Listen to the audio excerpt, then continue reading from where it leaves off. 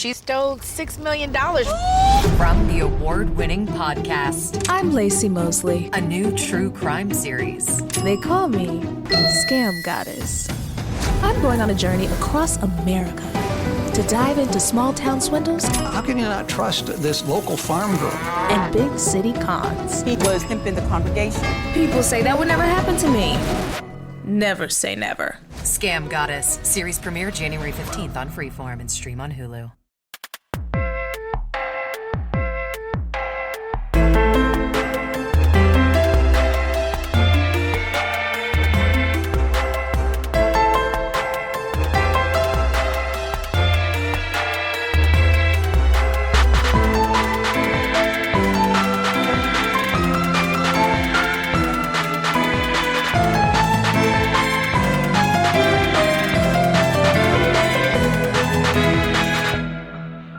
Hello everyone, and welcome to Dice Roll, the Queerest Pathfinder Podcast on the planet, where it's a hard questions like, what is the most interesting crack ship you can make out of our campaign?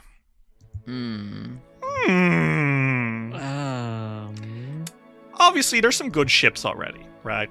We've got Fiore x Evanware. We've got Silk x Alrik. You could even, especially early on, make an argument for Fiore Silk Alrik, right? Yeah. However, Yeah. good reference to horror YouTube. However, I'm sure we can get a more interesting ship to be the Okay. main ship for Abomination Vaults, right? So there's an easy way out of this, which is naming two obscure PCs, or one obscure PC and one well-known PC. Okay. So I think that we should not skirt along the edge, and I think that we should go for the throat. Okay. I think Belcora and Borbo. Now, explain to me where the dynamic in that is, other than it's funny. Toxic heterosexuals. Borbo is teaching Belcora. Toxic heterosexuals, but it ends up healing Belcora. Toxic Here's the thing. heterosexuals and also Borbo stopping. My jaw dropping. Here's the thing. At first, I was against you, Ritz, because I was like, you're not taking this seriously. Damn. But then I considered canon interactions, right? Yeah. Canon interactions. It's that we know that Borbo has met Belcora, and he called her beautiful. Yeah. And then Master Volok Azenray kicked him, Jealousy. breaking up their love. Yeah. I do have What would another have connection. happened? What would have happened if Azenray hadn't been there? Could it have been love? Who knows? I have one more Sorry, question. hold on. I have one more. I'm really into this suddenly. The servant goblin courting the evil sorceress and slowly but surely changing her ways. Oh, not that Like an bad, isekai. actually. AO3 writers, you know what to do. Yeah. We know you're out there. 100k. Somewhere. Well, what's your other one, Ritz? I have one for the toxic yaoi lovers, just like me. Yeah. Yeah. Silk and Volok Azenray. I was gonna say the same thing! That was my one! No, the vain wizard who was like, oh, I'm hideous now, I'm awful. And the other wizard who's just like him but hasn't made that change yet, being like, it's not too late to change. Ooh. Okay, it's good. I like it. Pretty good. No, there is some. Hold on. Okay. No, you're thinking about it in a non-toxic way because you're not as Okay. smart as me. Okay. Keep going. I'm listening. Yeah. You have my attention. So, there is something there. These two could not have an official relationship. It would be a situationship, and it would be on the basis of fucking hating each other. Silk, I think that on very surface level, because I cannot do a deep dive into how like insane these two would be together. But Silk having a superiority complex over Volok Azenray, and Volok fucking taking it. I'm just saying, Silk would put a leash on that man. Okay. And he would slither right through because he's one of them. Okay, well, he would play along because this is in my fucking brain. Okay, in your reality. No, he's actually Yeah, he's and- actually got 1 million tiny little leashes on every single one. Yeah. There's David also Lu- Silk, especially hating him because he is he's just just worms. worms. That's not a crack ship. No, It's wait, fine. Yes. You're worrying too much about Yes, it. I Go have on. it. Okay. This is It's Jenny Rumwall from the Drunken Dragon Uh-huh. and the Otari Fisheries. Oh my god. Tamley Tendervale? Yes. Old women yaoi needs to not yet. Ooh. Old women yuri needs to exist every day. And Ooh. if it would okay, listen to me. I'm listening. Listen to me. She's delivering like fish and stuff that she catch because she owns the fishery. She has fish. But she's dropping it off at the Drunken Dragon because the Drunken Dragon cooks food too because it's a Mhm. it's a tavern. And they start stealing glances at each other. Pretty good. That's pretty We're good. like, wait, no. But we're so The yearning! We're The yearning! but we can't because we've already spent Because our lives. we're from two different fishing families. No. We've already spent our lives. How could starting a relationship now when we're already so old we wouldn't have enough time? But Really good, actually. You're kind of a fucking genius. That's good. That's Watch actually out, I'll make that genius. canon if you're not careful. Do it. why would I want to watch out? Don't then? puss out. Okay. I'm shipping. I was looking through all of the NPCs, just in the town, because I could do the ones in the dungeon, but in that case I'd be Boss Scrong and then the leader of the Morlocks. That's my other one. Gralgoost and Boss Grong isn't bad. One ran the other out, but now there's a whole empty floor because those guys don't want to go up, the other guys don't want to go down. Okay, that's actually that's my level of toxic yaoi because they are Kismacy. They're Kismacies. Thank you. Another Homestuck reference for the barrel. And I don't. What about give a you, fuck. Luke? Do you have a ship? Well, I mean, Carmen and Volok are definitely two different types of horrible. So, Hello. what happens when that Wait, happens? No, because Hello. it would be the temptation into being worse. Yeah, Volok being what if Volok had gone after Carmen instead of that random dwarf teenager? What if Volok had promised Carmen greatness? Fiore and Carmen feels Hello. like somebody who wants to ship I can fix him, but Carmen and Volok gives I can make him worse. Can make it So- so much worse. One last one for the road. Urevian and Jafaki. Their little flesh warp devil Cold War they've got going on. Ooh. And one's a worm. Well, okay. Again, that interaction is there. And I'll admit that mine, besides the first one, also had interaction there already. I think that is a reasonable ship. Oh my god. I think Okay. for as small town as Abomination Vault is, there's a shockingly large amount of unhealthy yaoi that you Mhm. can ship in that town. That's true. One last Yeah. thing before I say and we Utari, go. where I couldn't think of a pun. Toxic yaoi town. Oh, hoary. Well, that's just canon. Oh, yowie. Okay. One last thing before we go. Rin Sphinxy has been with half the town. But Derry, she can't go inside. I know. Anyway, let's start the session. She comes outside. She sure does, You man. sure do. She sure do, bud. Anyway, the sacred Fiore x Rin Sphinxy smut that does exist can never see the light of day. Okay, shall we start playing? Bro. I'll just After that comment, watch I us guess. start posting smut on the Patreon. Jesus. I think you can If get people banned demand for it, it's what we'll do. I'd do it. Okay, let's we want to play some Pathfinder? Yeah.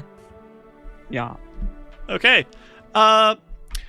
When we last left our adventurers in the Abomination vaults, Alrik Silk, Fiore, and Borbo found themselves deep in the dollhouse of Miss Motley, the cuckoo hag. This awful creature had kidnapped Doriana Menhims and was using her to feed, while sending soul-bound dolls to fly down and attack our heroes. After a great battle, the Fogfen Few came out victorious, having slain the hag and rescued Doriana. But when they returned, Silk Witchhelm had found something most troubling. An infernal contract in Miss Motley's dollhouse, confirming that Miss Motley had made a deal with a devil. In exchange for great power, she would prolong her torture of Doriana Menhims. It would appear that the devils with which you were bargaining with were hiding a few facts that made the deal seem far more generous than it was. One has to wonder, what else are they hiding on the prison floor? And I think that's a pretty good place to already hop in. One thing I should mention, which I think is really funny, is that if Urevian did write this contract, and it was to be like, hey, you guys, you torture her until I say so, and then turning around to you guys being like, and by the way, I can make her stop getting sick. That implies that Urevian had a loophole in his contract that says, termination clause, head explode now. Which I fucks with. I fucks with that. Pretty good. He was like, he wrote a fucking contract for Miss Motley and she didn't read it properly, and now her brain will explode at any second. That is if Urevian wrote it. Would he do that? Anyway. Likely. Should we hop in? Yes. Okay. The sun rises over an increasingly gloomy Otari. Today is a slightly less foggy day than there have been lately. And you guys, after a few days, have had a well-earned rest. Not necessarily that you're delaying going back into the dungeon, but surely after defeating the laboratory and the dollhouse, you've earned it, you know?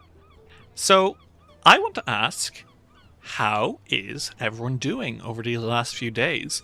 You've finally had some time to rest up. Doriana is looking increasingly well every day. She has more color in her skin. She's got brighter eyes. She is doing so much better. Better even than when you first met her. The people in town are happy. Well, there's still, like I said, that gloom that's slowly been settling over Otari. But the gloom has ever so slightly been alleviated. That being said, you can't stay out of the dungeon forever, and the prison floor needs to be dealt with. So, let's go around one by one and see how everyone's doing. Fiore, let's start with you. How are you doing, bud? I think Fiore is doing, I think he's doing much better after, Doriana has been, like that situation has been handled and dealt with, and she's doing okay, because I think he was getting very, very, very worried about that. And I also think he's doing pretty good because, he's no longer disagreeing with his friends about something. He doesn't like disagreeing with his friends about something. He hasn't had a lot of friends, and he doesn't like disagreeing with people at all. So I think he's doing pretty good. If it's the morning, I think he's probably up and helping, like doing like morning chores around the temple. Okay, wonderful. Alrik, I think it's you specifically have had probably the biggest change in the status quo since all this happened, right? You are no longer wearing your hood. Hood's gone. How is Alrik doing, like, after all of this? He's trying so hard not to, he's trying so hard not to feel so self-conscious about not having the hood on.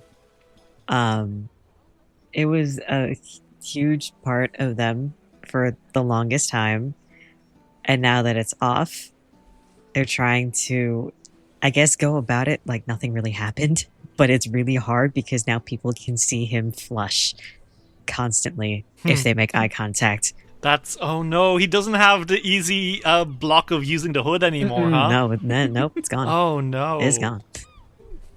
And I'm sure I'd like to imagine that Alric's ears are like very emotive. So like he gets nervous, his ears droop. He gets excited, his ears pop up. Would that be fair to say? That's entirely fair to say. Yes, it is. Oh my!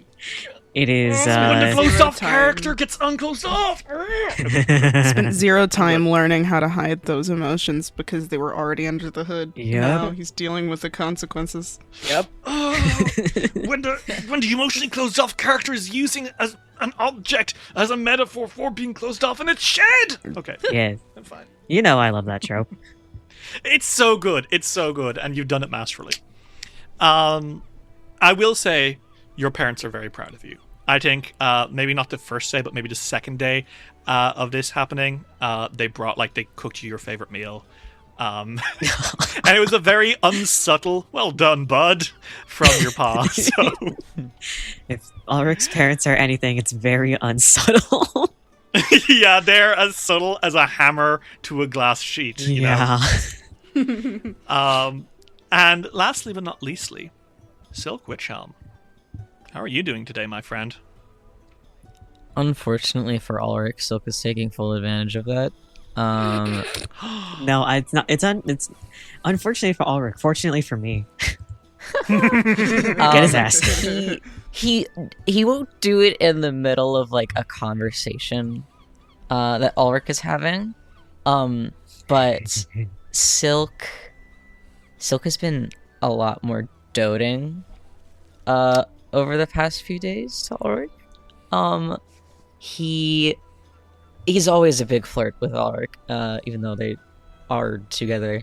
I don't think they've had the conversation for what they are, but they are definitely together. Yeah. I mean, by now they've basically done all the couple stuff, so... Yeah, Silk has definitely referred to Alrik as his man, but, Same goes for Ulrich, Silk... so yeah. Oh. Silk will, he definitely pets him, and he definitely will... Dropping. I hate to say something so gay and salacious right away, but, he will in fact come up behind Alrik, wrap his arms around his waist, and put a hand on his chest and just kind of talk to him like that. Really affectionate. Silk is very, very proud of him, and he's very happy that they've come out of the shell, and it's just nice. He loves Alrik very much. On a less happy note, I think he's definitely been studying, you know? He takes the time, whenever not in a social situation or required to be elsewhere. He's reading. Oh my god, I love it. I'm so happy. Okay. Really good. Really good content. And where do you guys think you are meeting up? It's been... What do you want to say? How many days has it been? Let me change the calendar. How many days do you think it's been since the Miss Motley thing? Maybe like 2? 2 days. Yeah. Okay. Well, then that means that today is the 8th of Serenit. That's the fancy 8th day of Fancy June. And just for context, it is a wheel day. That's a Fancy Wednesday. So I think by now you've probably like all agreed to meet up somewhere. Whereabouts is it? Is it the Drunken Dragon? Is it on the edge of town? Is it somewhere else entirely? What is the plan? I think that Silk definitely prefers not to fucking wait outside, so Drunken Dragon. Is that good by everyone? Yeah, it's pretty much become like a usual meeting spot for all of us. Yeah. It's your third place. Our secondary location. That's so real. Or I guess it'd be tertiary. Tertiary. Yeah. Your 3 locations: home, the dungeon, the tavern. That's what it means to be a fucking TTRPG character, boys. Yeah. Really honing in on those stereotypes this campaign. Yeah. So anyway, the slutty wizard, the shy bard, and the tiefling paladin all walk into a bar. So you guys are sitting down. You've gotten yourselves breakfast. Evanwer has, served you, and as always, Evanwer is also serving. You see he has a little bit of eyeliner on, and he's like, "Well, here are the heroes of Atari, doing well this morning, I hope." Good as any. Pretty good today. Fairly well, I'd say. You hoping to save any young women from terrible dream monsters today, or perhaps? Oh, don't tell me there'll be a dragon in the dungeon. I don't know that they'd fit down there. Well, How big is the dungeon? Well, the thing is that it's large, but it's corridors, mostly all the way down. There's that open would be- areas, but I can't imagine they got a dragon through the smaller places, unless they Can't were summoned. dragons shapeshift though? Some of them. Oh, that's true. I guess they That could is walk right true, through. yeah. Yeah, I suppose. Transforming might be a issue, possibly.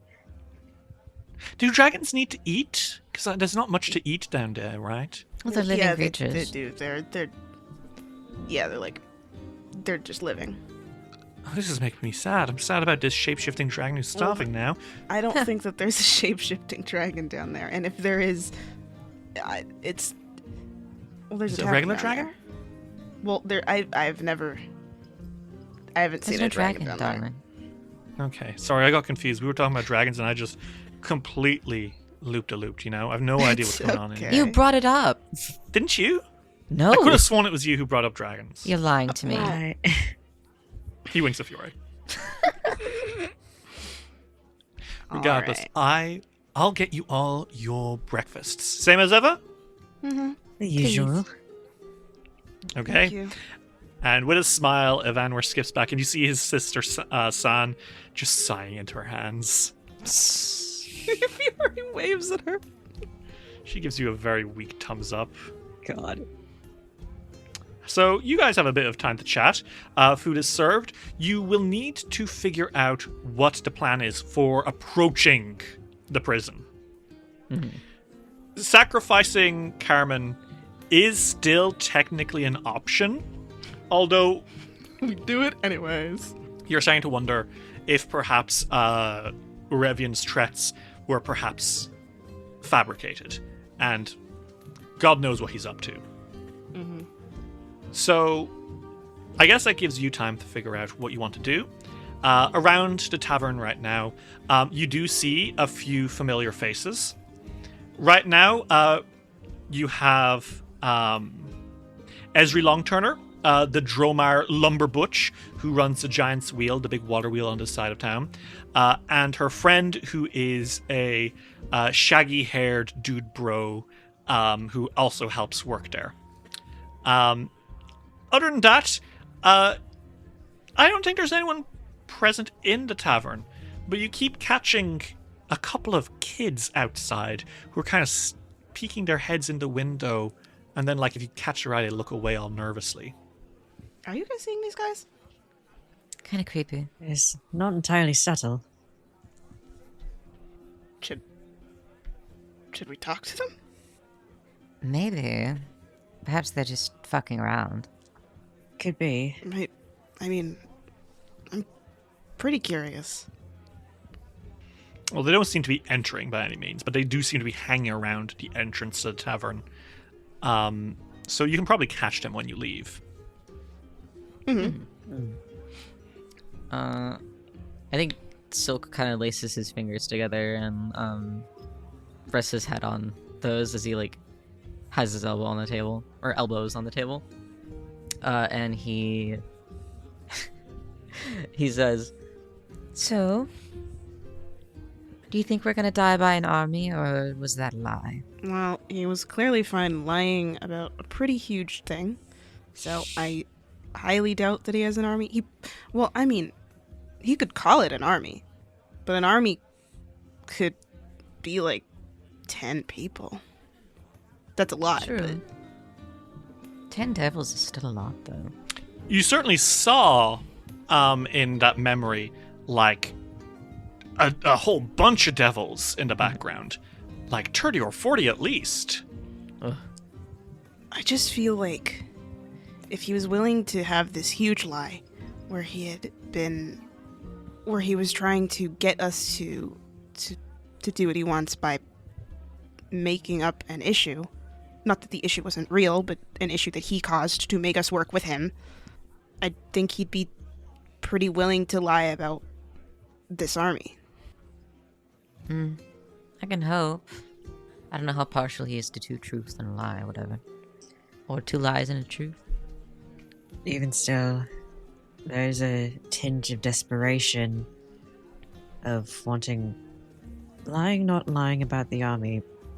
There's something about him wanting us to work with him anyway, regardless of what we believed. There's desperation in there, and I'm sure that means that there's at least a few bluffs.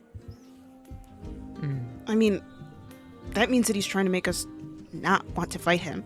Why does he not want us to fight him? Kind of opposing sides. I wouldn't feel confident if I was up against a paladin if I were a devil, to be quite fair. That's a good point. Can you imagine being Urevian and being like, right, let me just spy on these heroes. A devil-hating paladin with holy powers?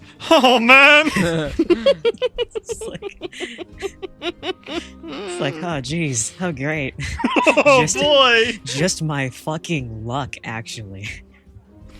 He's like, okay, we got a bard, a gay little bard, and we've got a gay little sorcerer, and, oh my god, a gay paladin. A gay little paladin who hates devils. Oh, shit. Even if we're completely decimated, you could leave the biggest mark on him, and I'm sure that would hurt. True, but I don't think we'll be decimated. I think... Well, let's think about it from the perspective of being a big boss guy in a dungeon. Everything has been the same for a really long time. And then everything changes extremely quickly because 3 people came down and started fixing every problem that they had caused. Fast. True. And the thing with devils is that they like loopholes. They don't hate the truth, but they like to put in a little bit of truth and surround it with lies so that you believe everything. Like, I could say, I don't know, yeah, I'm rich, but I'm not rich, but the church that I work for has money, and I'm rich in, like, having friends and family, which is technically true, but that's not what rich means.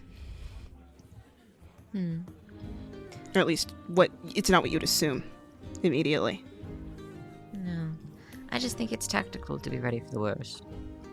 Which, with that, Silk pulls out a piece of paper and he starts writing a note. What's he writing a note to say? Dear darling Rince of Inksy, if you're getting this, Are you writing a will? Oh, I already have one of those. You have a will?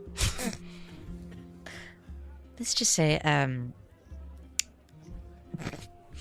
I wrote it after that stint in the library. I drafted something up just in case.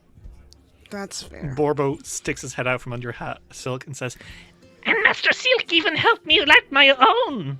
You don't really need one, but it was just fun. I am leaving all my pickles to the local children's school. That's really noble of you. That's very You nice. get my vinegar jar, Fiore.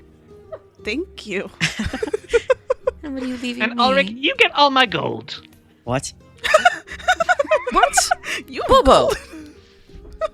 Oh yes, I have a bank account. no, I'm kidding. I'm trying to figure out what. I have 5. Oh, well, Wow. thank you, Bobo. Silk, I leave you my soul gem. Oh, yes, I would treasure that. How sad as that makes me.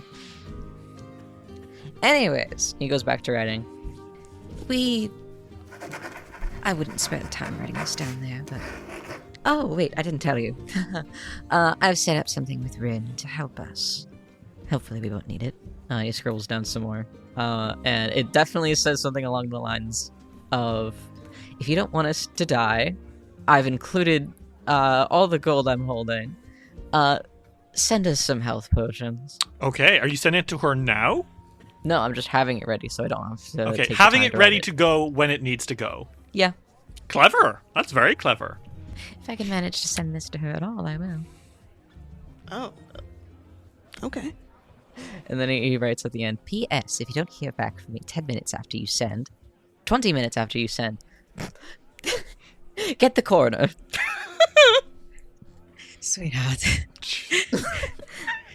I'm just saying. This seems like a fine and reasonable reaction to anything that ever happens.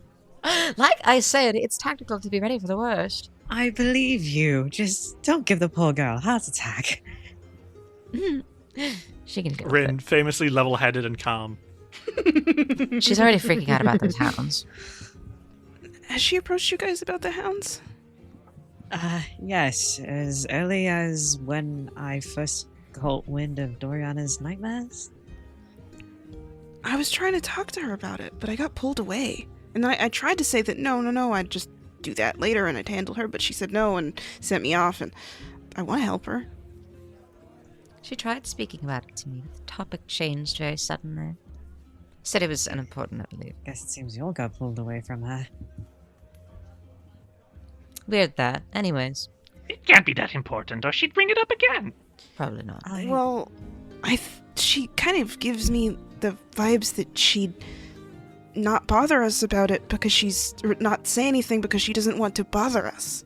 She does seem the type, and I speak from experience. We should talk to her, I think. Agreed. Sometime, yes, maybe. So said real. next week. So it's like, I want to go into the dungeon today. There's something I want to talk to Carmen about. When Urevian was talking about that contract, he said something that caught my ear.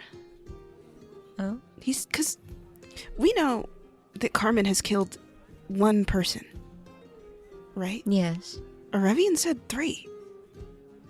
Huh. He did, didn't he? And that doesn't feel like something that he just randomly lie about. Like it Too might specific, be yeah. like it might be a lie or a half-truth, but what on Galarian does that, like, what does that mean? Were you wanting to talk to him before we head off? We could come with I you mean, if you'd like. I would certainly rather not talk to him alone. I don't like him. At all. But, we don't have to talk to him right, like, before, but I kind of want to. If I get mad afterwards, I just need to hit a tree for a minute. We can visit the jailbird. And then maybe barracks or anywhere that has a striking dummy afterwards. Oh, I know they have them there. Silk takes he puts down one of his hands and he's doing that thing where he's like kind of leaned in and he's like resting his chin on like the ball of his palm. He looks at Alrik and he's like, you could put some practice into hitting stuff with your bare hands. Ulrich blinks and says, I'm not sure Silk? I could pay for another terribly wounded striking dummy. Did he fucking break it last Yes, time? he broke it. I could pay for it. Silk came to this bar with a raging erection. Yeah. Pitching a tent right now. Fiore is sitting at the table and he's like, boy, I wonder when my food is going to get here. Yeah. Well, great news. It arrives. You guys are able to eat. You're able to chat a little more. And anything else you'd like to do before heading into the prison? Fiore makes out with Evanware. Okay, you guys, at one point after dinner, he asks you to come help him with something in the back room, and you do lock lips. You're not together. This is just as friends. This is a joke. Yeah. It's just they're just friends. It's just a joke. It's just a prank, bro. So, what would you guys like to do? Well, we said I that we wanna wanted figure to go talk to Carmen real quick. Yeah. I'm gonna talk to Carmen, and I'm kind of curious about those staring children. Them kids. Well, great news. The second you step out the door, a couple of the kids kind of shuffle into the way. Oh. Like, hi. one of them says, "Oi!" as you're like kind of walking out. Hi. Let me look up children name generator. Children. Children Little name Timmy. generator. Little Timmy. Oh, Galarian children name generator. The first kid comes up to you. You know him. That is Lou Wheatwick. He is... I think, Alrik, you're probably most familiar with him. He's one of the local farmer sons. Okay. A lot of these kids would be Doriana's age, and you remember, actually, I think, like, one kid you see kind of shuffling around, standing towards the back, is this, like, taller and buffer girl, and you remember, she played Val Rajani in That's Children's Play. There's maybe, like, 4 or 5 kids, and they are being led by Lou Wheatwick here, and Lou's like, "Oi! Hi. Fogfen Few! That would be us. When are yous gonna check out the haunted ruins? Blank. Huh? With the scary noises and the ghosts, we're pretty sure?"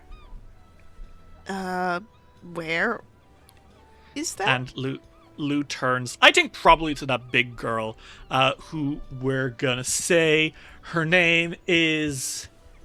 Okay, I want each of you to give me a syllable. Gah. Ga. Eh. Ga. Eh. Lou, give me a syllable. Linda. Ruh. Agra. We'll say Agra. I was That's about good. to say Gara. Gara. Gara.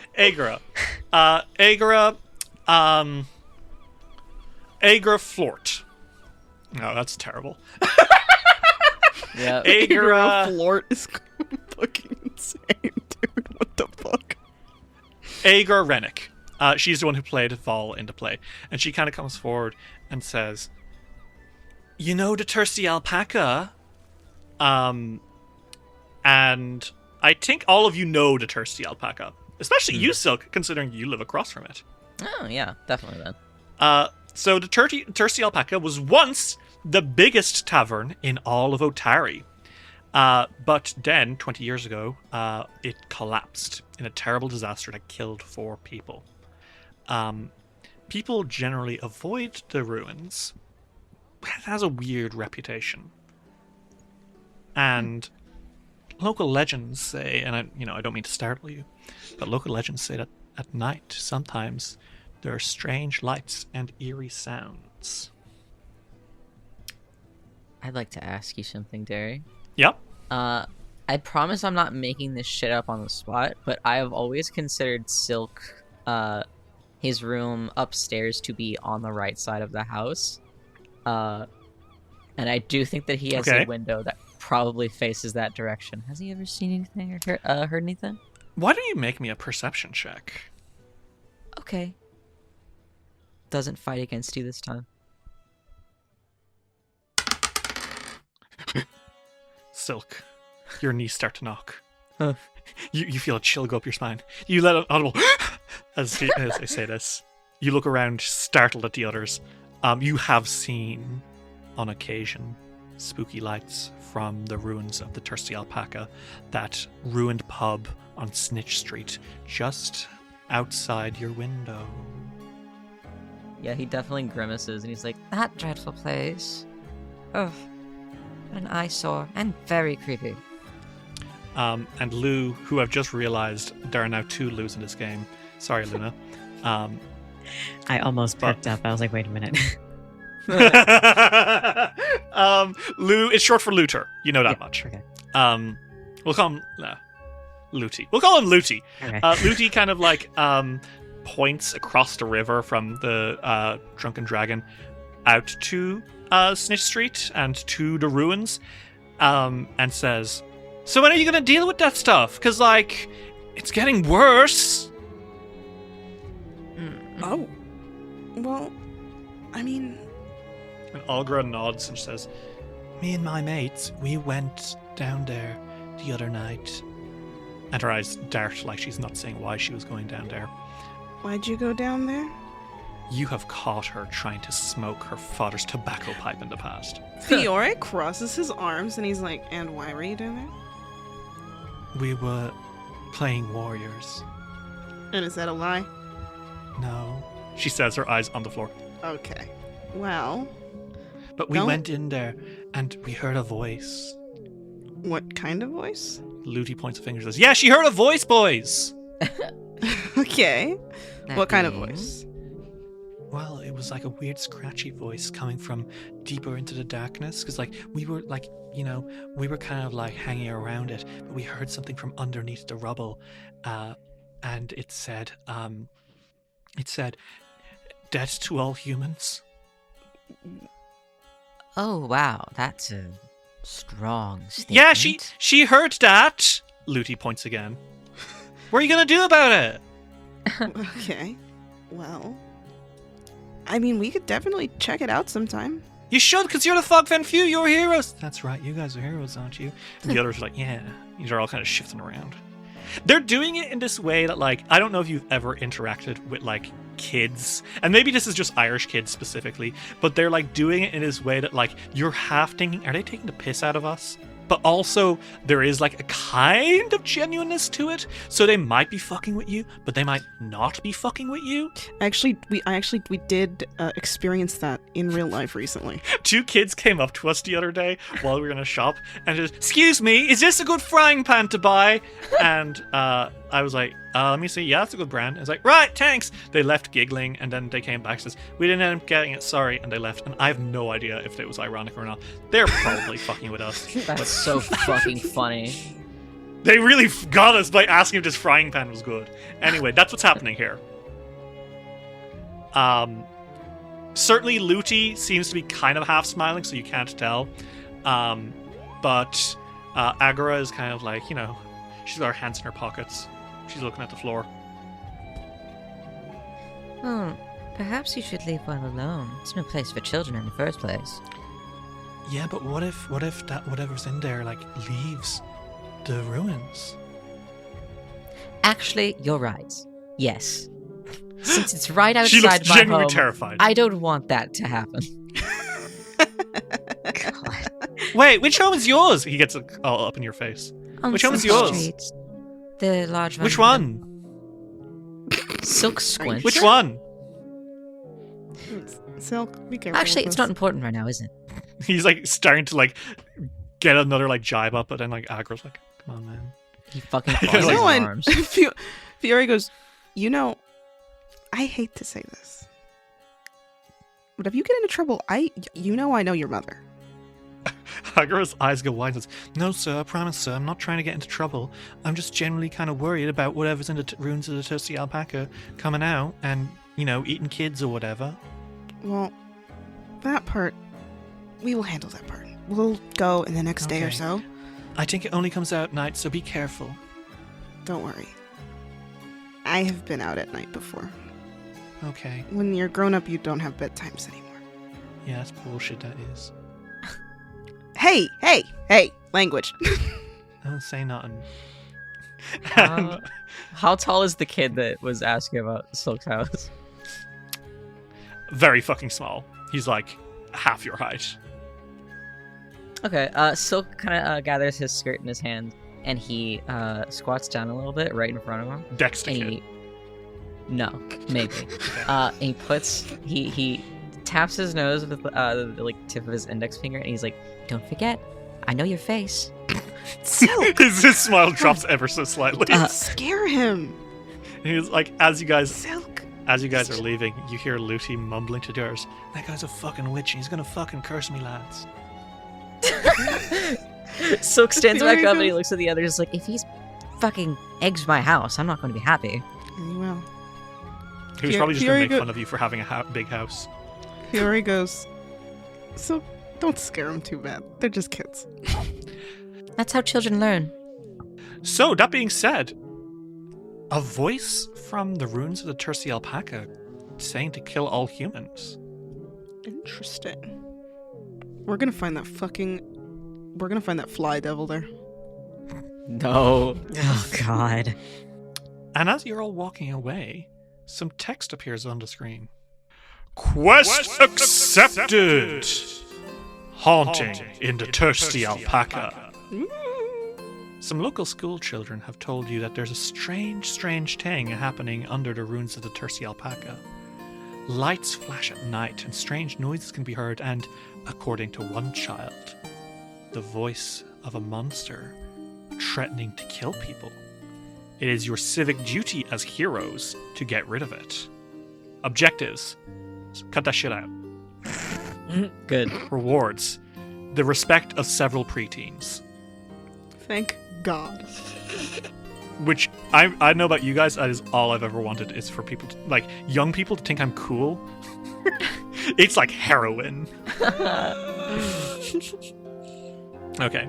Well, that being said, creepy, but not necessarily the end of the world. What do now? Carmen? Okay. Okay, fun interaction over. Time for hell. Time for this conversation to get real awkward. Time for my smile to leave. Okay. So you guys make your way to the Otari garrison. And as you are making your way over, you approach the...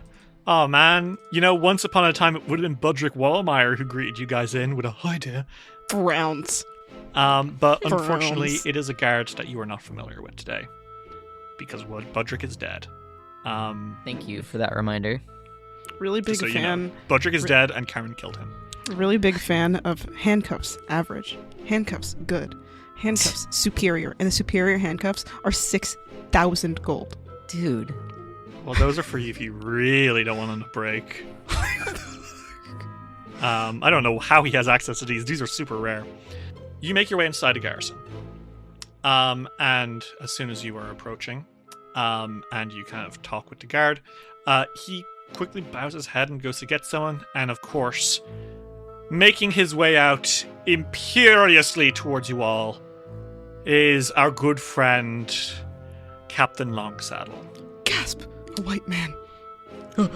And he kind of like his mutton chops bristle, his mustache twitches, his eyebrows furrow, and he makes up to you and says, "So, I hear you're looking to speak to Mr. Rajani, is it?" Yes. I trust you're not going to try to tell us that actually Carmen is innocent and we've got the wrong man and it was some sort of ghost or ghoul that did it, because I can assure you he has quite very much so confessed many times. And if this is some sort of lying curse you're about to tell me about, I do not want to hear it. Do we have an understanding? That definitely is not the case. You don't have to worry about it. We want him here. Yep. No. Yes, that man is guilty did as do it. sin. He is. We just. I think actually the crime was murder. Are you mocking me, boy? Do you feel mocked? Fiore is like hiding a giggle. He quirks an eyebrow. Says, "Just to remind you, disrespecting an officer of the law can have consequences." I'd never. Good. See that you don't. What is your business today? We just need to talk to Carmen Rajani. If that man escapes within the next 24 hours, I'm blaming you personally, Mr. Sunchaser. You're gonna blame me personally. Yes. I'm sure you'll have something to do with it. Oh, Why would I want anything to do with that? It just seems to be your wheelhouse. You come in and then there's a dramatic twist and blah blah blah. Mr. Revra! Yes, sir. You look rather good without your hood on. My nephew is a beastkin, and I would like to see more people in the world remembering that it is alright to show off non-human traits.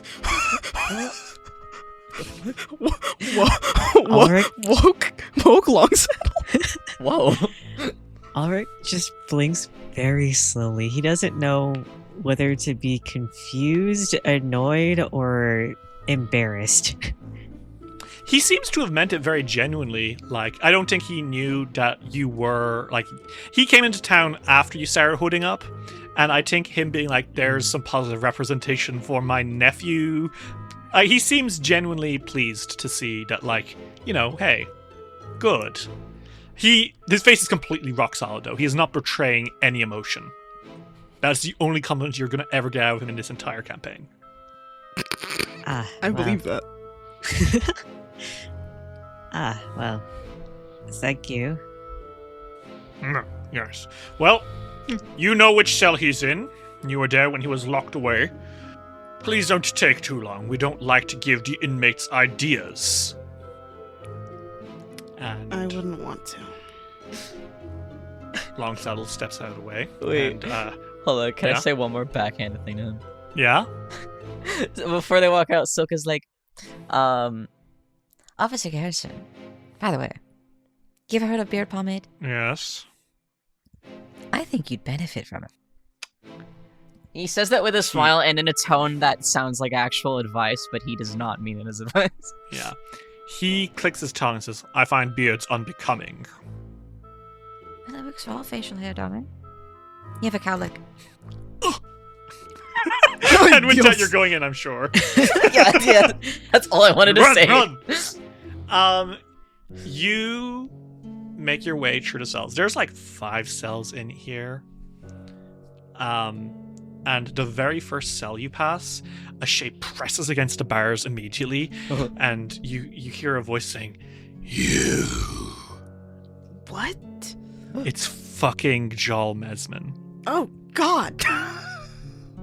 He is pressed against the bars for a second, and he flashes his teeth, which are no sharper than a normal man's teeth, and he says, "When I get out of here, I'm gonna go find a werewolf. I'm gonna get myself fucking infected again, and I'm gonna come after you or any children you have. I'm gonna fucking ruin you. Do you understand?"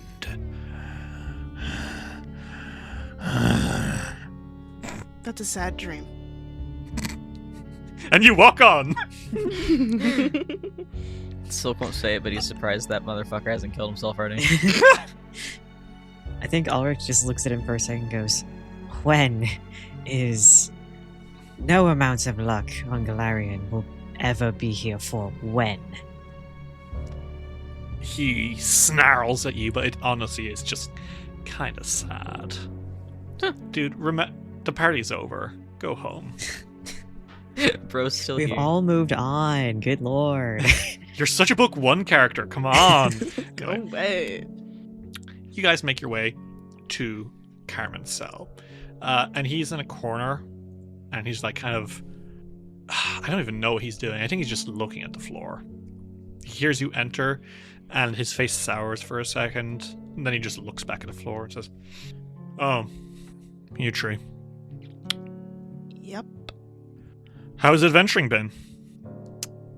Pretty good. Good. I don't want to see Otari burn or anything. It won't. I believe that. Is there a reason you're here? Yeah.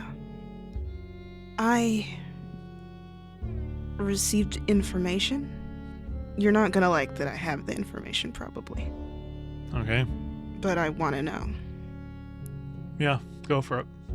Someone said that you had killed 3 people. That's true. Who else did you kill? The second person was another person in a bar fight. We both got very drunk. I didn't really think about how much force my punch had. It knocked him sorry. over, his head hit the bar, and he died instantly. I'm sorry that happened. I am too. It wasn't here. It was in Absalom. It's why I'm in Otari, not Absalom in the first place. Mm. The first person was my older brother. What? It was in a horse racing accident. I steered my horse into his. We collided. My brother fell and broke his neck. It was my fault. I'm so sorry. Yeah, me too. Is there anything else I can do? Fiore's trying to, because I don't think he wants to be like, this is all the terrible stuff that we're saving you from that you don't know about, like as a taunting thing. But he's also like, he kind of wants him to know. He's not really sure how to bring it up. I'll save you the trouble. I think he looks up at you, at all three of you, and says, "So Mayor Menhemes visits me every other day. He does? He thinks it would be unbecoming to let his political rival die alone in prison. That sounds like him. He told me about the devil. Oh. He was just rubbing his face. Who talked to him about that? That was you and Alrik. Yeah. Right. He also told me you're not going through with it. Of course not. What do you mean, of course? Why not? I called you a monster to your face, Fiore. And to be frank, if I knew about rabbit ears having those there, I would have done the same. And Silk, I just think you're a prick. I think you're ugly. We both know that's not true. Well, just so you know, I would have sold you out. That makes sense. But I would have assumed all of you would have been on board. So why not, Why throw old Carmen Rajani a bone? It'd certainly save everyone a lot of trouble, right? We all know I'm going to hell anyway. Carmen, I don't like you. I think you're an asshole. And I think you're a terrible person. I don't want you in my life. That does not mean that I am going to sell you out to a devil. Are you crazy? That's insane. If you go to hell, that's on you. I am not going to make that decision for you. You have the rest of your life to change whether that's going to happen or not. You don't like me. That's fair. I just want to say, I guess a small part of me did think you were okay. I guess I was jealous of all three of you. I'm gonna get what I deserve one way or another.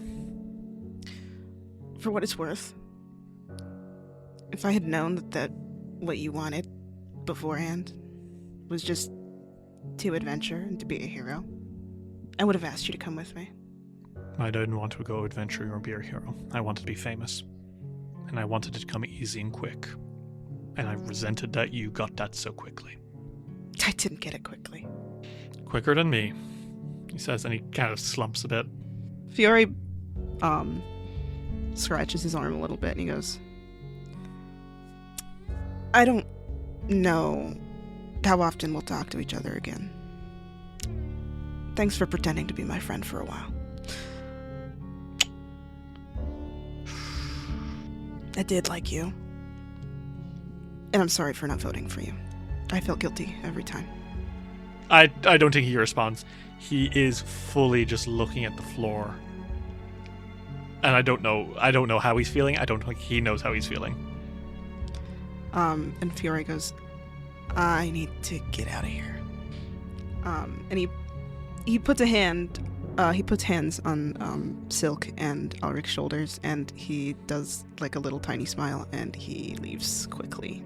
He does not like being in this place very much. We'll catch up. Yeah. Mm-hmm. Alrik and Silk, it's you two. I think Silk takes a step up to the bars, and he kind of drags one of his nails down one of the bars. Not like in a hard way, but like just... Yeah. You know the way you touch something when you're just like thinking? Yeah. And Silk says, Carmen, Mm-hmm. I think I'd like to get it across that if it was anyone else, you'd be burning in hell at this very moment. I think he flinches. He's not talking anymore. I think he's done talking, but I think that very, very variably, gets to him. You know, like you see his fists clench a little bit and like he shrinks where he's sitting a bit. Like what you have just said, Silk, I think will replay in his mind until the day he dies. Good. And then he says, by the way, you can have a nice face, but the scum you are is revolting. You reek. And he just frowns at that one. He's like, oh man. Oh dear. Alrik, do you want to kick him while he's down? Or Yes. What do you want to do? Kill him. Fuck him. Shoot him in the head. Honestly, you were lucky. It was split down the middle completely, and the only reason it was split was because I didn't want your damning to reflect on saving Doriana. I didn't want She wouldn't want it for anyone in this town to be damned just so I could save her. Was she safe? Thankfully, yes.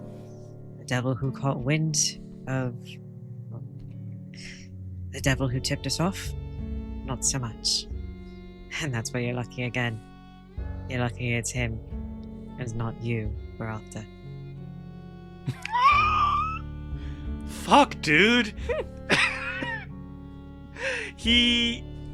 I think Silk and Alrik, after those two, like, quick reality checks you gave him, I don't think you have ever seen Carmen Mirajani look so miserable and pathetic.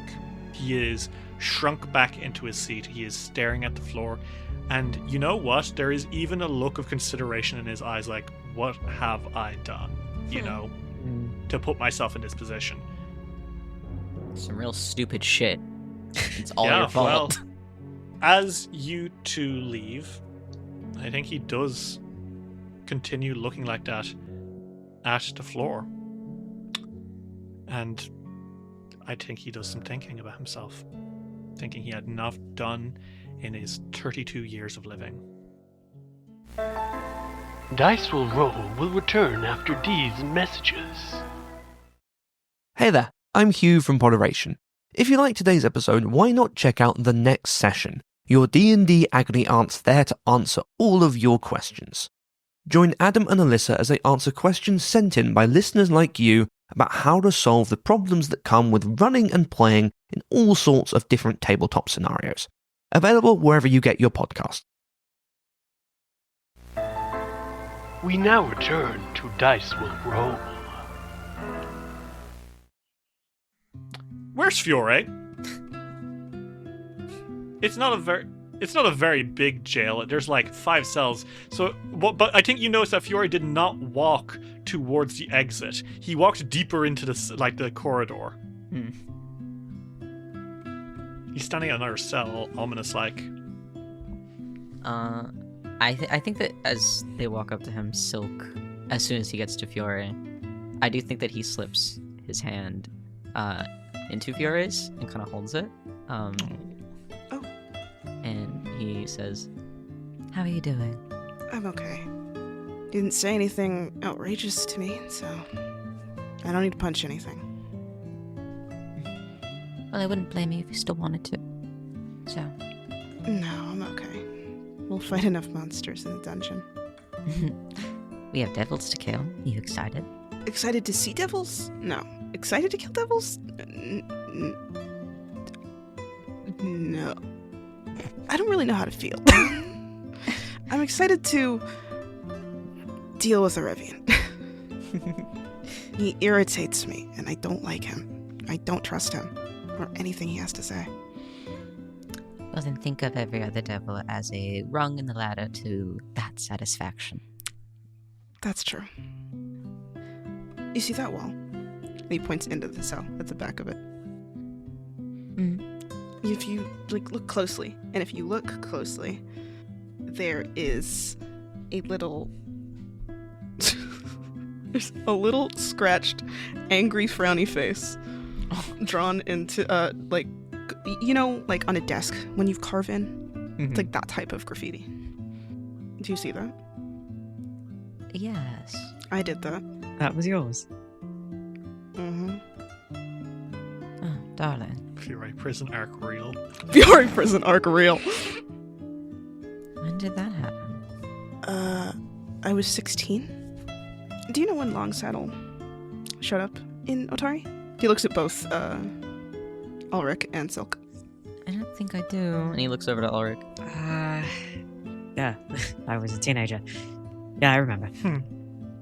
A week after Longsaddle became the captain of the guard, he arrested me for vigilantism.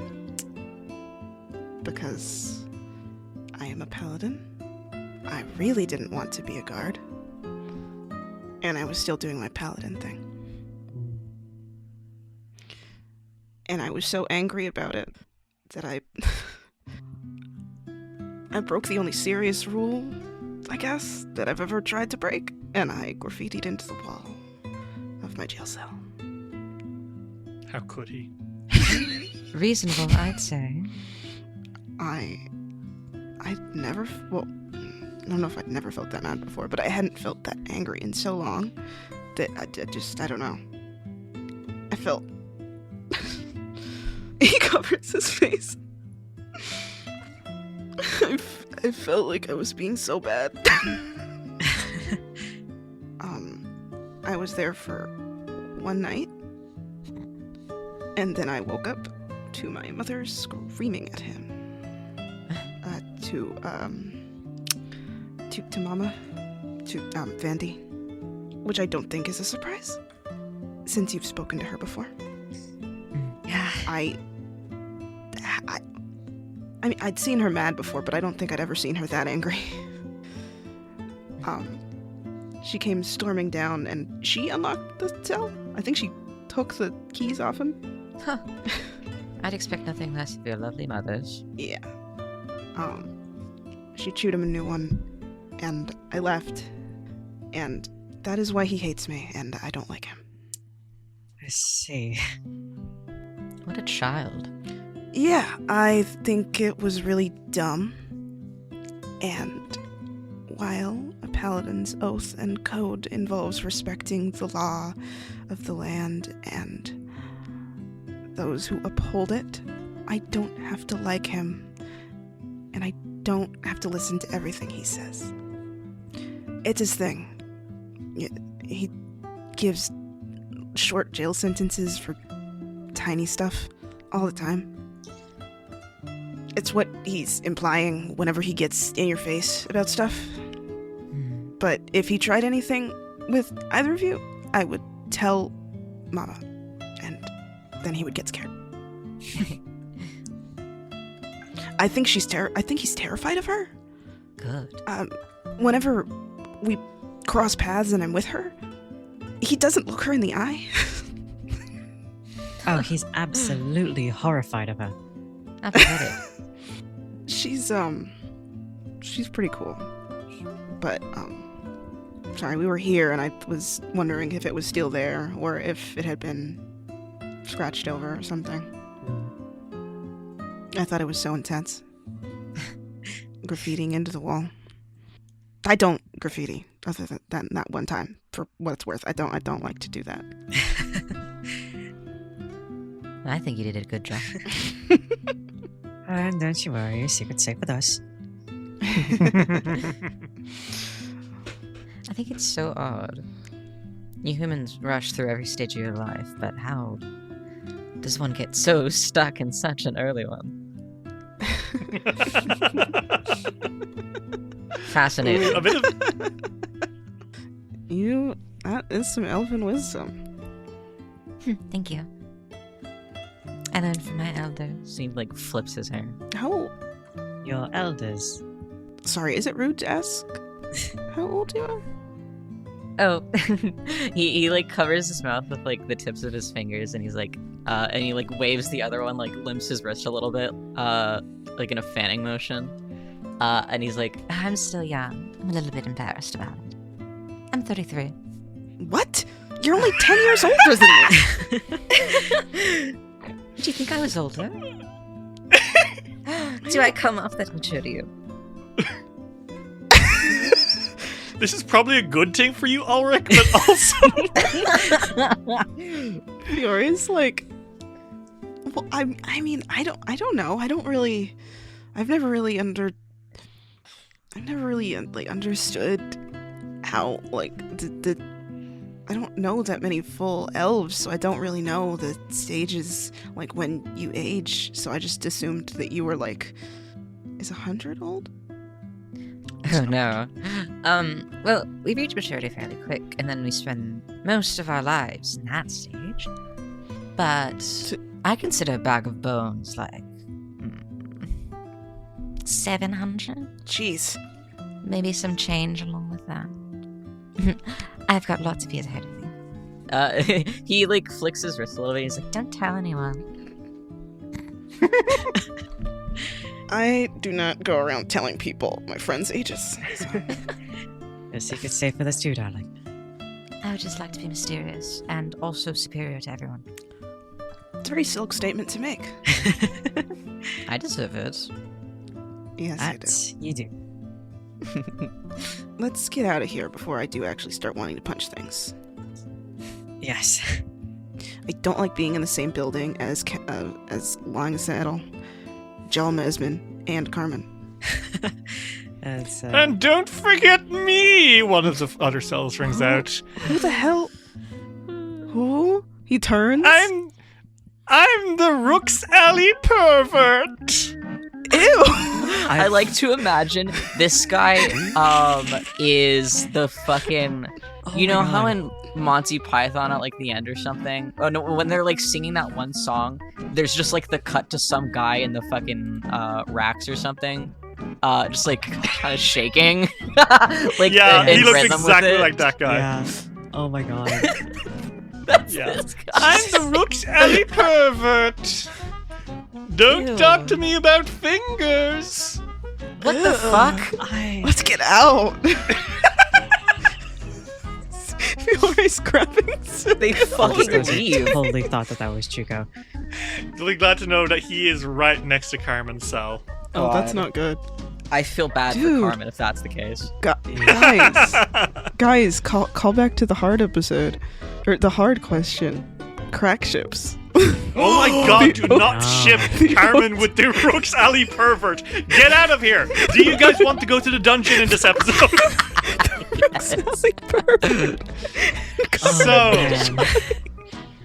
you guys, I force you out. You guys make the long journey into the Fogfen. How are you guys doing as you approach the Gauntlet? Fiore's excited. He likes the dungeon. But you're going to be going up to Devil soon. Still excited? Well, no, but yes, but no. Alrik and Silk, what about you two? How are you guys doing? Silk was trying to, in the jail, kind of sound like he's looking on the bright side right now, but at heart, Silk is truly like a pure pessimist. He's really anxious. He just thinks it is a lot easier and a lot kinder to himself not to have false hope about things. And like he said earlier, preparing for the worst is tactical, and it's what he prefers to do. I feel like Alrik right now is more so just trying to go for answers. Would like to know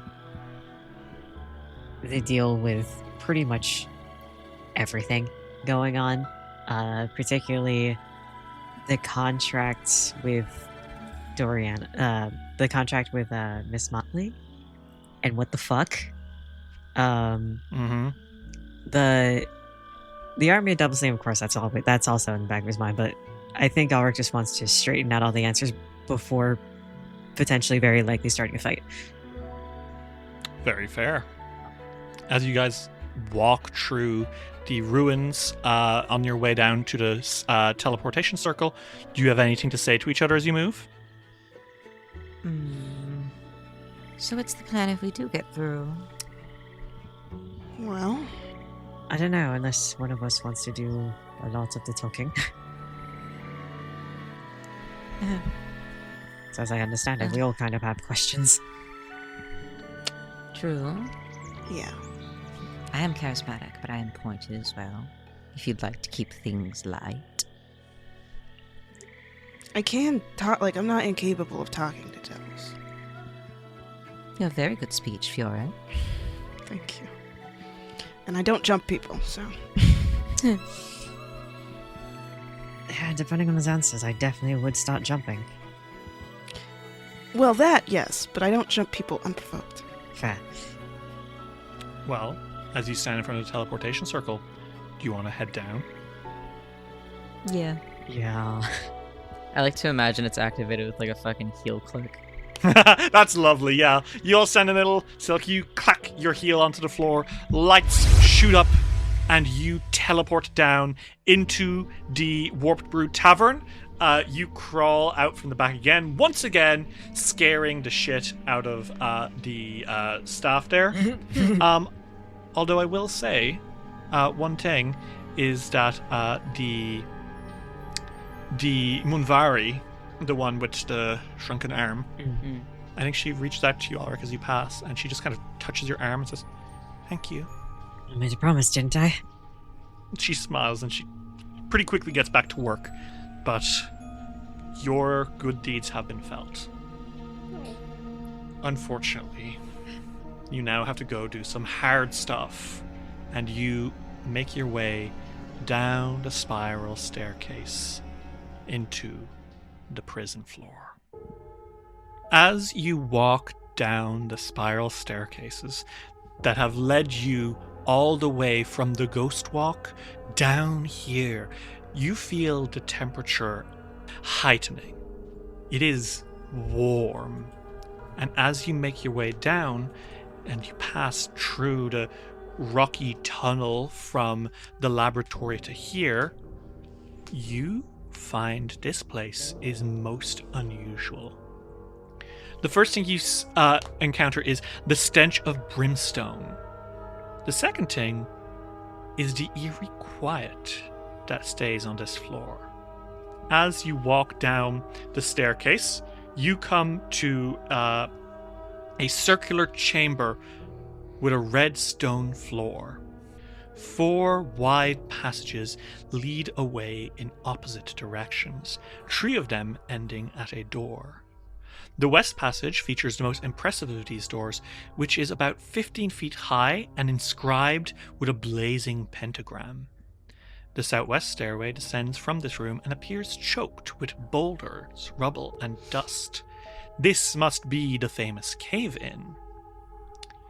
Of course, there are other things. There are runes carved into the walls. There is flickering flames coming from torches. This place is lit up. And as you make your way down, you're in this big chamber. And like I said, there are 3 doorways leading west, south, wherever the hell. And you guys have commented in my DMs, "What's with that big red glowing light?" several times. And indeed, if you look to the north, there is a chamber up there, well worn, attesting to its constant use.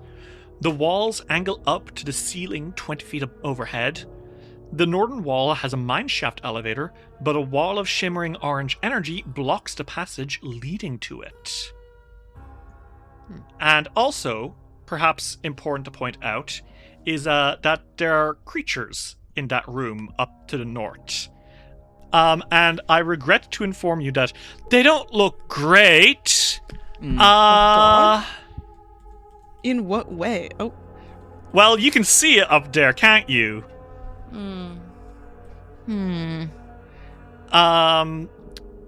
There is an awful creature.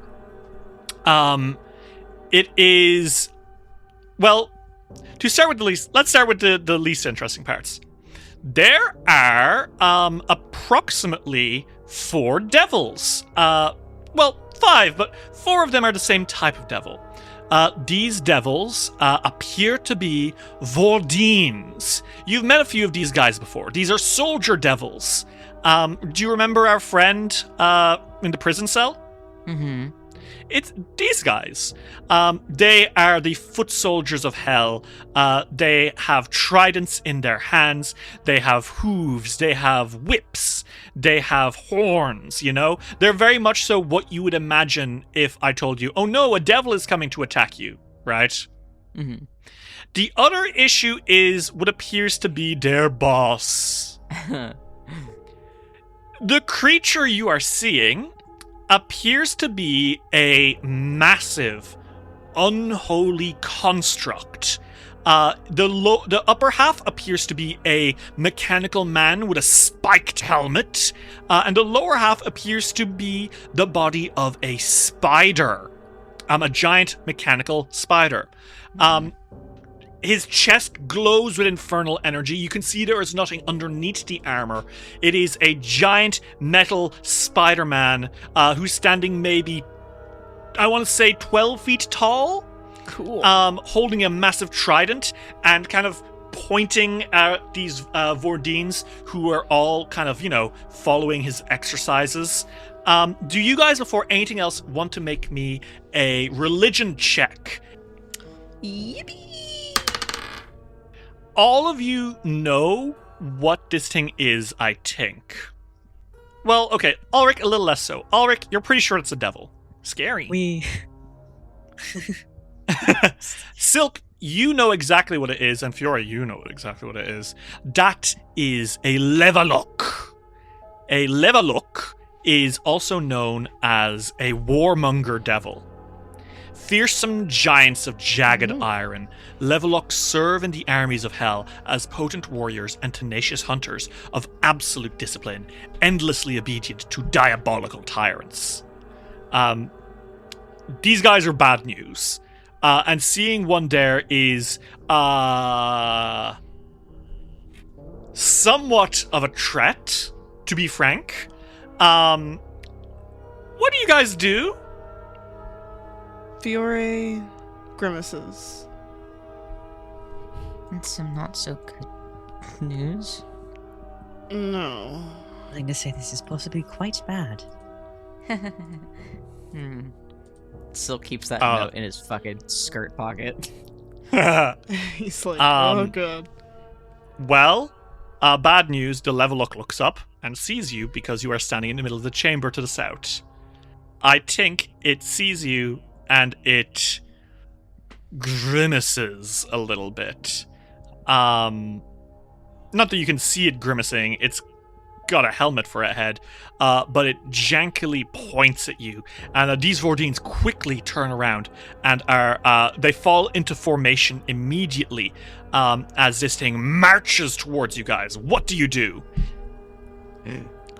When we were talking to Urevian, did he say that there would be unfriendly devils beforehand or anything? Because I can't remember if No, he did not say that. Fiore is like, hey, we haven't said no to Urevian yet. I feel a bit conniving, but just be like we haven't even talked to him yet. Maybe be like we have business with him. Okay. Perhaps, yes. Yeah, that works. The Levalok marches down here with his 4 Vordines, trident firmly grasped in hand, and the giant war devil. This is basically what if the Space Marines were devils, right? Which is not that far off. Pretty cool aesthetics, though. And he points at you and he says, You, tree, you are the Fogfen Few. Alrik Revra Fiore Sunchaser Silk Witchhelm, correct? Yep. Oh, no introductions needed. No introductions needed, correct. We have been keeping a close eye on you, correct. Oh. Good to know. We cannot help but notice. You do not have the required soul Carmen Rajani with you, correct? No. Explain. Well, wouldn't you want to talk to a person that, like, directly, one-on-one, before making big decisions on something like a contract?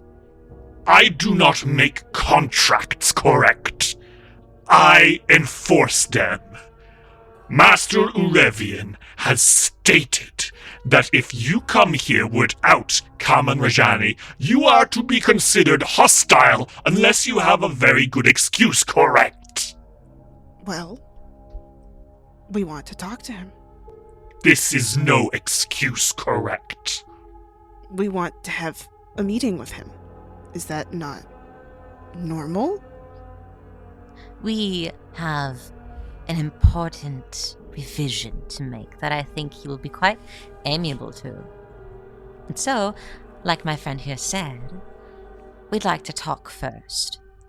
It's very important. Since it's something Urevian would like, are you really going to stop us? Negotiations take time, you know. The Levelock looks at the champion of Serenray, who is a follower of the God of Honesty. However, the God of Honesty puts it in her clause that if you lie on behalf of saving someone, then it is an acceptable sacrifice. He looks at Silk Witchhelm, known trickster, and he looks at Alrik Revra, perhaps the easiest to make break. He looks down at you, Alrik, and kind of like exhales, and like orange fog flows from his helmet, and he says, "Speak, Alrik Revra. Is this true?" Alrik backs up, mostly because of the orange fog that's pooling on his face, and puts on his greatest poker face, smiles and says, "Completely." Okay. I now need all of you to please make me a deception check against a lie creature.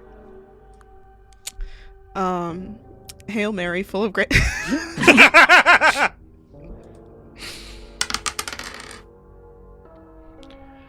The Levelock leans in.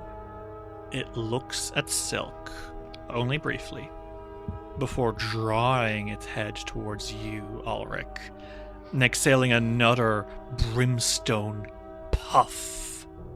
And then he looks at you, Fiore, gripping his trident as he leans in close and whispers, "We find your argument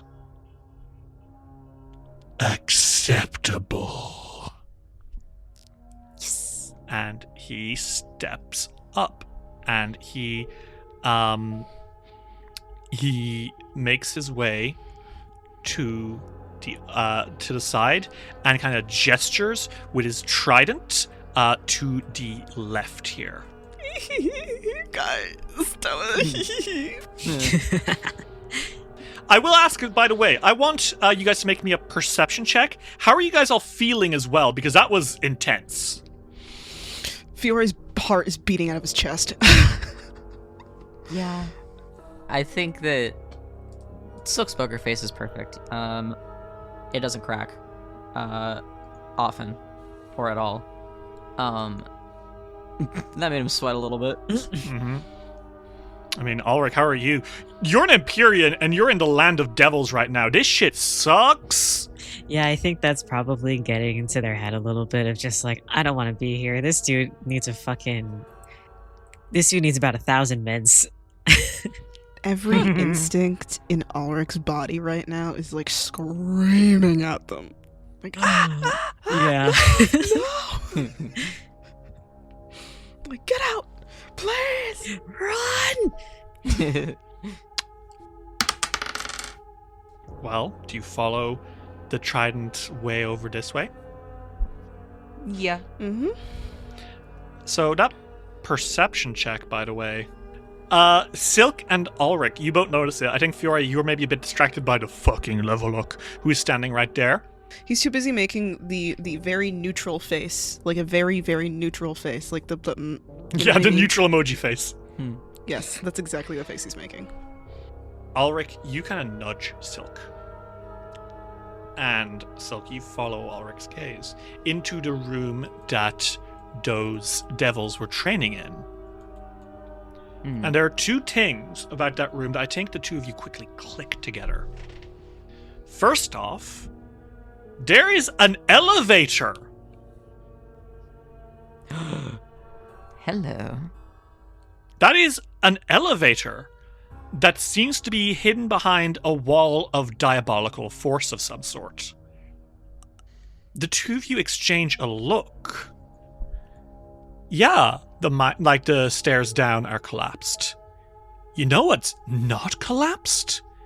The elevator to the next floor. Yeah. The one he omitted mentioning.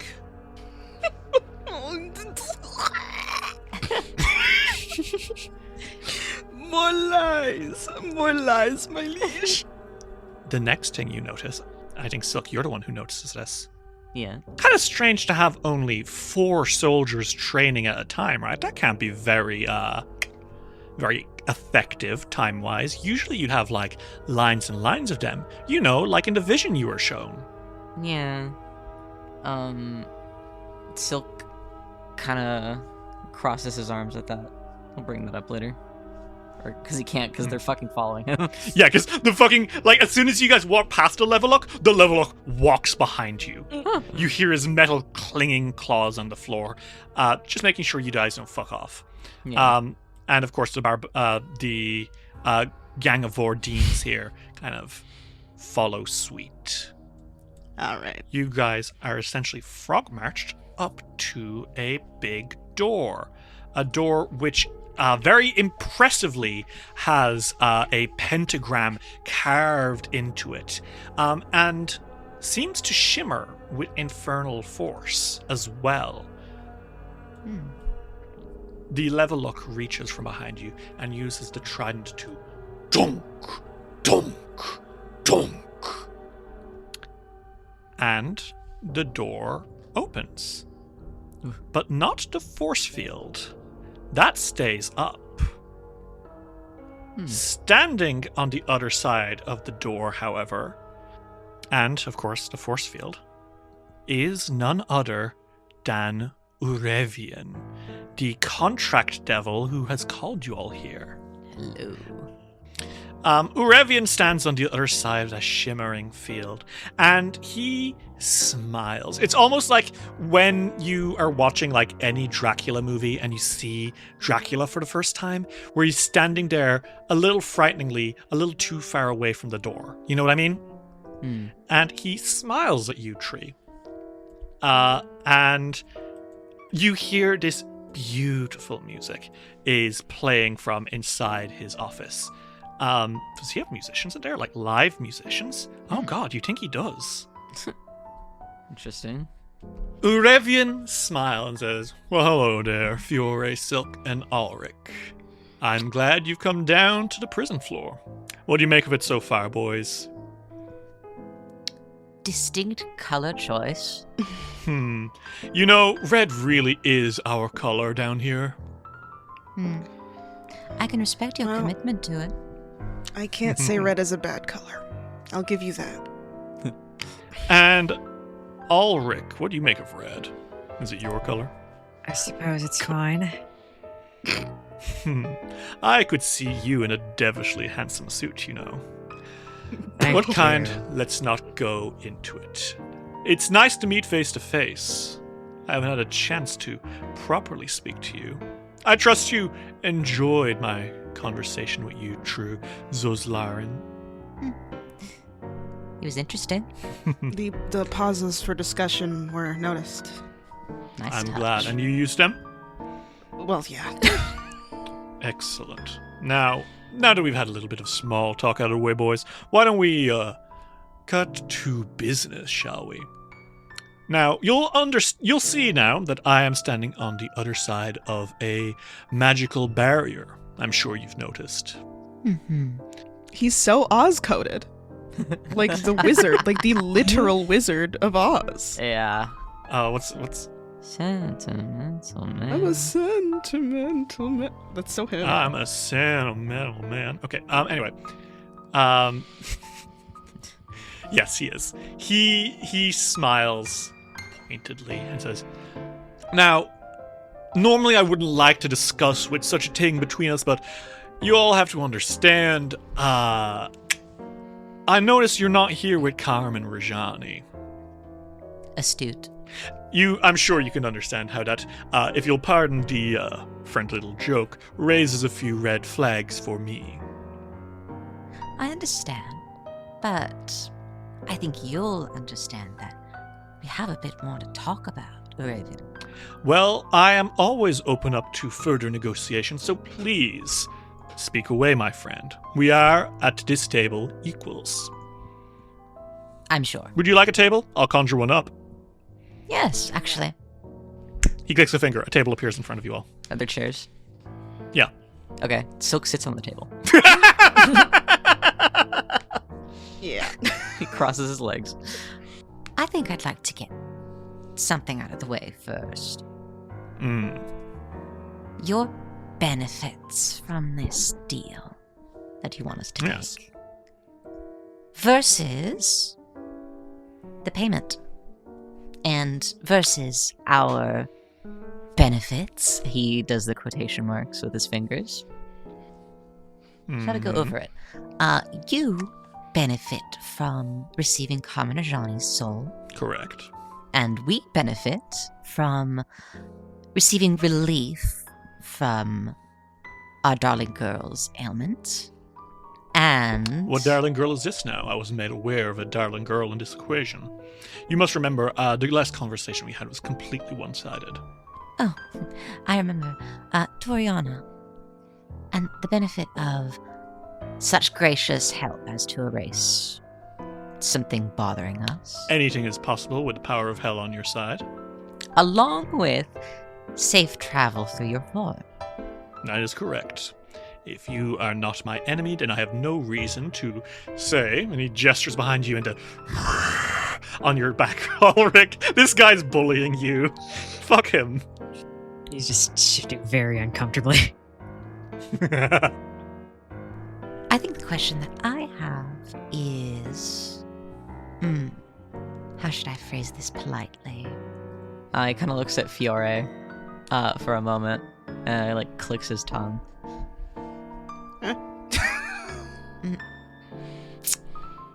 I'd like to know your population. Now, I don't see if why there's a reason for you to know that. That is sensitive, I'm sure you can understand. Sensitive information for a group who has thus far cleared out, I would say, a significant portion of the other levels. Sensitive as the soul we hold in our hands that you crave so desperately? And what would you do with this information if you had it? Store it up here. And he taps his temple. Everyone knows no one stores information for the sake of storing it, and I doubt it's for ego, so let me ask you again, Mr. Witchelm, what do you intend on doing if you knew it? Because I can tell you without telling you, it is too many for you to easily deal with. Is that a judgment on our power? It is a mere statement. You would have great difficulty coming up against the forces of hell that are present on this floor. Fiore can tell when devils are lying, right? Or he has an easier time. I actually do have... I have a feat. Oh, does he have to make a secret deception check here against your... Well, it's not... I guess I want you to roll me religion to see if he's lying. Yeah, I'll roll... I don't think roll that's how religion. defeat I wrote works, but fuck you. We can play however we want, guys. We both. This is my game, and in my game, Ariatu Bati can stack 9 ranks of fear on someone.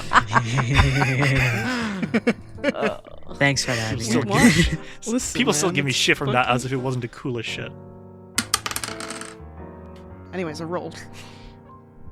Okay. You rolled. Fiore, what you can tell is he's not lying. It would probably be difficult, but you are getting the feeling that he is being evasive on purpose because it is not so difficult as to be impossible. So it's just like the same difficult, or maybe slightly more difficult as any other difficult floor. Like it's just a difficult task. Yes. I think it's, if you were a few levels lower, this would be impossible. You are not a few levels lower. You are fine. Fiore gives Silk a glance. He's just looking at him. Silk nods his head. Right. I can leave you with that at least. But do remember, one person on the end of a deal has a little more leverage, don't they? Do you think you know where you stand? You know, I think I do, honestly. Mm-hmm. He leans back on the table with like both hands. Now the question is, do you know where you stand? Precisely. Hot to say that. Then I suppose we can drop some pretenses and talk about my other client. Oh, yes. Dying to get into that. You have another contract. Well, I never said I didn't. And let's talk about Miss Motley.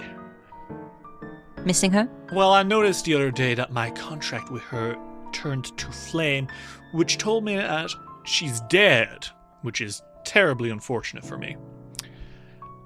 Grieving your loss. Did you three have anything to do with that? Is that important to you?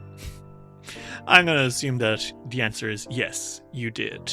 I'm noticing, he again points at you, Alrik, a change in appearances. I hope I'm not being too forward here, but I'm going to assume that this has something to do with a resolved childhood trauma, which seemed to very much so be Miss Motley's wheelhouse. Bruh. Clever. The second Miss Motley's name came up, Alrik's face fucking soured. Interesting. Okay. And he kind of clicks his tongue and says, may I make a guess and say that unfortunately Miss Motley harassed someone in your town that you were close to? You're gonna guess that? It is my honest guess. I have a question, Derry. Okay. Mm-hmm. On that contract, what was his end of the bargain? That went towards him? What did he get from it? Yeah. Fuck all. Just for the love of the game. For the love of the game. On that contract, there was seemingly no benefit to the devil giving these powers. And that one does mention Doriana or no? It mentions Doriana by name. It does not mention Urevian. So you made that contract? Yes or no? Yes, it did. Interesting. And I apologize for any harm she did to your loved ones. But I must let you know, and if I were guilty, I wouldn't tell you now, would I? I apologize sincerely for any harm Miss Motley did to your town. From what I understood, she was trying to settle an old score with a child, and honestly, sometimes us devils, we just do pro bono work. I didn't realize it was a child any of you were fond of. And again, notes in your face, Mr. Revra, I apologize sincerely to you specifically for that. Apologize to the girl. Good God. Okay. If you bring her down here, perhaps I will. Absolutely not. That's what I thought. But this tangle, it doesn't necessarily mean we can't still do business. Not at all. Ultimately, yes, it would appear I was indirectly harming your people. And I do apologize so sincerely for that. However, our bargain still stands. Carmen Rajani is a murdering man who killed 3 men. He has directly affected all of your lives the worst. He put your town in serious danger. And to be frank, he's going to hell one way or another. We can just speed up this whole process. You hand me Carmen. You open up one more jail cell in your town, saving it for other people who are much worse. And in exchange, I can make sure that there is no devil attack on Otari, that you are unharmed as you pass through here.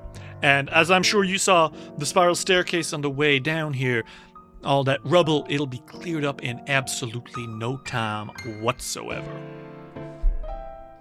So, I have a question for y'all, and it's, do we still have a deal? Not so fast. I can see you glossing over something quite large, Urevian. Naughty.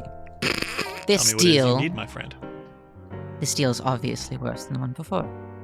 Not equal. Go on. The dropping of relief from ailments. Quite important, don't you think? I've never dropped that. That is No, still right but there. you know that it's no longer useful for us, right? I never knew it was useful in the first place. Well, then we don't agree to that term. And you should change We it. will... You listen to me here, boy. And he gets real close to the glass for a second. Silk smiles. Fiore looks so unimpressed right now. I don't think you all understand the position you're finding yourselves in. You are sandwiched between an impenetrable barrier and some of the most dangerous forces of hell. Now, your choice here is either agree to those terms and waltz back up to the surface like the good, obedient mortals that you are, and bring me Carmen Rajani's soul. Otherwise, within the next few days, an army of devils will descend upon Otari and rip the arms out of sockets of children, eat the eyeballs of the elderly, bring fire and brimstone to raze your town to dirt. Or, he leans back in, as we previously mentioned, you can just bring me the murdering thieving bastard known as Carmen Rajani. I don't think that you understand that I'm standing above you, and you are knee-deep in quicksand. You need this to happen fast, don't you? You have a time limit. What makes you say that? You're desperate. Quite desperate. Embarrassingly so. Look at you. I really hadn't hoped it would get to this level, but it would appear that we are no longer on negotiating terms, does it? Mr. Urevian. Yes, sir. He seems very unimpressed right now. Why ask us for help? Why ask me for help? This is not like a dig. Why? Because you say, previously sorry, continue. You say that you have been watching us. You know exactly who I am. You know exactly the type of person I am. Or maybe not exactly. I don't know. But you have at least seen the type of person that I am in the dungeon, I assume. Why ask me for help? Or why ask me for this? This is a two-pronged trident, son. Firstly, as we previously discussed, an enemy of Belcora is the only person who can hand me the soul and complete my contract. It cannot be an ally of Belcora, it cannot be one of my minions, it must be Belcora herself, but the loophole does not discount an enemy handing me Carmen Rajani's soul. On the other hand, to be entirely honest, I had hoped that your friends would do it without your consent and that it would break your fragile little Cambion heart. But it looks like I can't count on no one to be double-crossing down here but myself. It seems that no one is going to break your mind and make you into a perfect little subject to turn into a true devil in the bowels of hell. And it seems that I'm unfortunately going to have to withdraw from negotiations with the Fogfen Few. It's a shame, but it would appear I've got to start contracting up an army from hell to arrive here within the next few days. Good luck. I'm sure your loved ones are going to need it. I think you are going to need it more. We'll see. And with a snap of his fingers, the door slams shut. How are you guys doing? Fiore is nudging Alrik backwards. he's like get okay, come here, this way. He's like switch places with me. He's like, please hurry. He's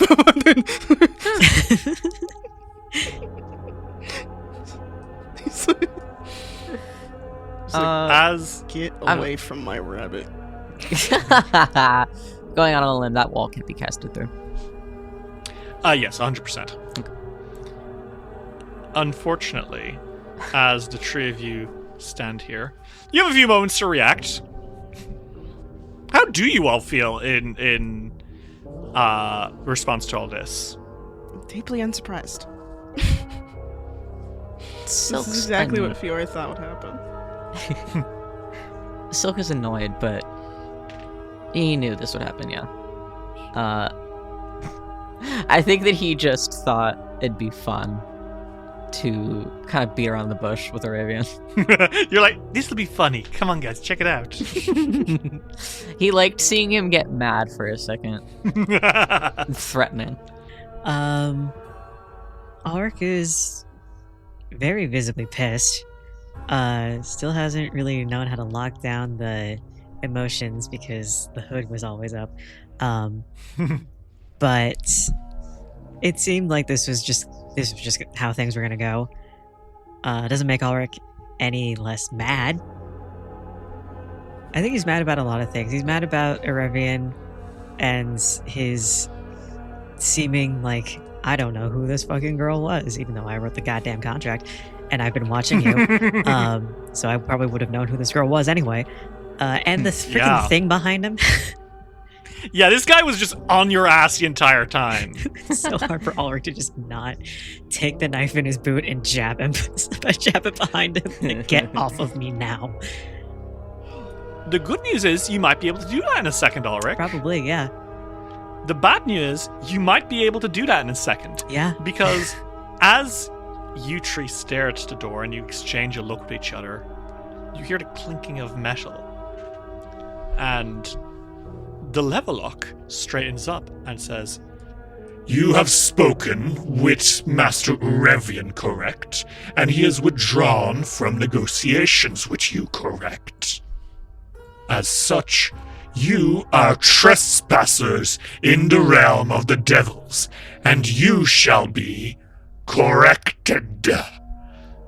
And as he draws his giant trident, the other 4 Vurdines behind him all get into formation, ready to cut you all to pieces for daring enter the realm of the devils.